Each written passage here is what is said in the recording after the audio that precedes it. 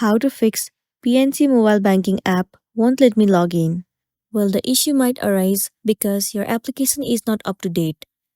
In order to check it out, head over to your app store. It will land you on this homepage. Now, in the source bar, search for PNC mobile banking. Move into this app. Right here, instead of open, if it shows the option of update, then your application is not up to date.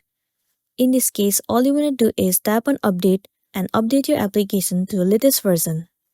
Once you have the latest version of the app, now the next step you want to do is head over to the settings of a device. Move into General. Head over to iPhone Storage. Now search for the application PNC. Once you find it, move into it. In here, you'll see the option of Offload App. Click on it. And then once again click on Offload App. It means clearing the cache and the storage of the application. Well, it will remove all of the unwanted bugs from the app and make your application run smoothly. With the help of this, it might fix the issue that you have been facing.